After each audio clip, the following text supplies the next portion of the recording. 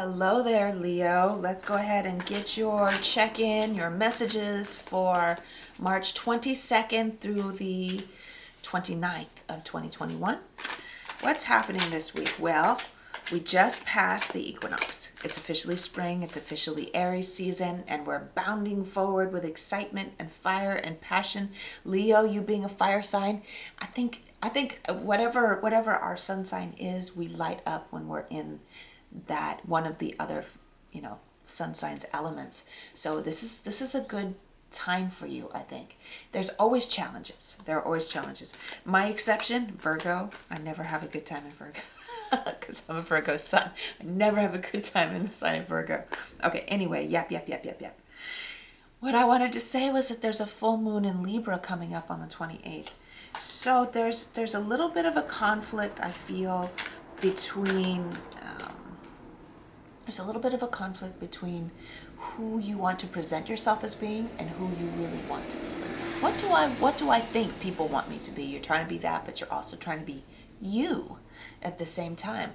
So make sure and keep that in mind. Make sure that you're as close to being in alignment with the two selves as possible as you get through the week, so that you can, unless you really want to have a struggle with it, because that can bring some pretty big learning experiences.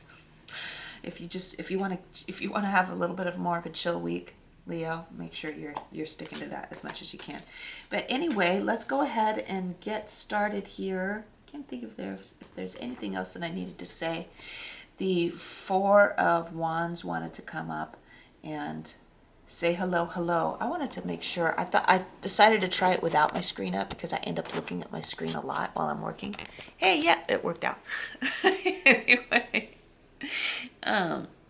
Four of Wands is all about commitment, and I have been working on your monthly readings for April coming up this year, and this came up, I believe, for you in your romance and relationship realm.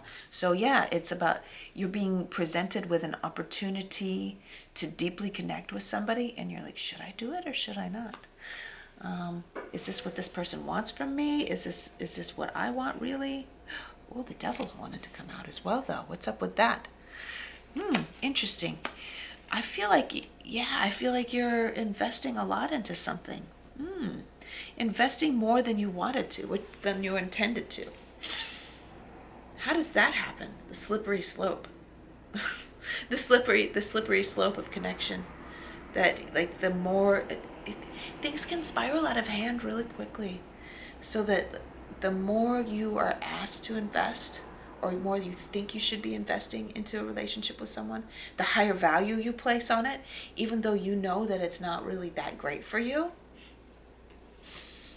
Even though you know it's a connection that's not really that great for you, you invest more and more and more, and the more you invest, the more you think you got to stick with it. It's called a sunk cost fallacy. When we place a higher value on something that we've invested into, even if we didn't mean to do that. So, should you commit to that thing or not? Should you stay in that connection, even though you know that it's not healthy? For those of you who resonate with this, of course. Should you stay in it? Well, I think that's up to you. There's the Queen of Cups coming out to ask you to soften up and get into the moment, be in the present moment, instead of being really overly concerned about who's doing what. I know I can get tangled up with all of that myself. So one good way to get a pulse on what's real, on reality, on what's really going on, because that Queen of Cups can be a little bit dreamy sometimes. The devil can bring some illusion into the mix. It's the man and the woman are kind of like an inverse of the lovers, in that the connection that they have with each other can be kind of like a gaslighting, kind of narcissist, codependent kind of connection, right? You want like a realistic pulse on what actually is going on in the connection. If what you're asking for is too much, what you're expecting is too much, whether or not you've been doing too much in the relationship.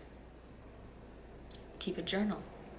Rather than just abandoning the connection altogether, keep a journal And this will help you to reflect even on a daily basis. It will help you to be able to reflect in a healthy way, whether or not you're behaving in a healthy manner toward that person, whether they're behaving in a healthy manner toward you. And in the long run, no matter what they think about what you're doing, no matter what they think of you, what matters is whether or not you're satisfied with the connection. So there's that. Okay. So what I'm feeling with this full moon in Libra and its alignment with the fire sign of Aries for you, Leo, is that you're going to be coming back to yourself. You might have been in Pisces season, you might have been somewhere else. I think that's what that Queen of Cups is talking about. You've been somewhere else. You've been in La La Land. And you're coming back and you're being like, okay, so who am I really? What is it that I really want? Is this really working for me? And good for you, because we need to do that on a regular basis anyway. All right. Love you, Leo. If you're not already subscribed, make sure you do so that you can be in the loop for all the readings that I post on a regular basis. And I will see you later.